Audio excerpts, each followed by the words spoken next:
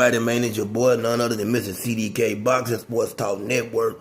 Listen, Jerron Boots in it, man. Y'all see the rankings right there. I definitely don't agree with those rankings. They got Virgil Ortiz as the number 154 pound fighter in the world. Virgil Ortiz has never been a world champion, folks. Politics is something else. Virgil Ortiz has never been a world champion. Then what is he right now? He has a belt, but he is not the person that's holding the actual title. You understand what I'm saying? Virgil Ortiz is ranked number 1 at 154 pounds.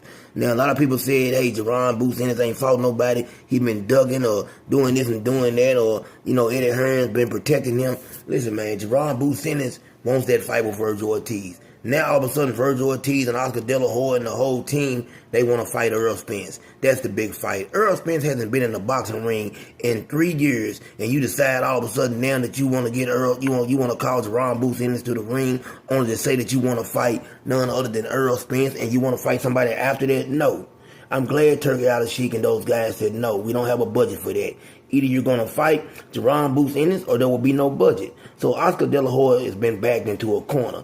He's going to have to, let Virgil get in there. Oscar De La Hoya is a very smart individual. There's a reason why they've been keeping, Virgil away from Jerron Boots Ennis. And I don't care what y'all say. He looked good against Lubin. Lubin is not Jerron Boots Ennis, folks. All the talk, y'all can say what y'all want to. Jerron Boots Ennis was the best fighter at 147 pounds, and I believe right now he's the best fighter at 154 pounds. Time is now, folks, like he said. The time is now.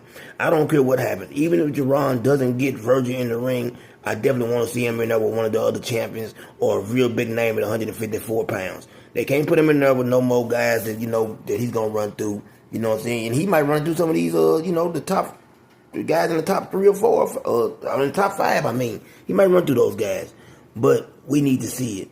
It's time for us to see what Boots actually has to offer. And I believe Boots is the goods. And I believe that he can beat anybody at 154. And it's time for it to happen. I just really want to know what everybody thinks, man. And how do people feel now that we know that it's Virgil that wants $10 million. It's Virgil, his team, that wants to fight Errol Spence. Come on, man. Errol Spence is one of my favorite fighters ever. And I don't want to see that fight. Errol Spence has been out of the ring too long. Let that man get reacclimated to into that boxing ring. Let him go out there and get him a real tune-up or something. And then go in there and get in there with one of these guys. Even Jermell Charlo's ready to come back. I would love to see Jermell Charlo get the opportunity.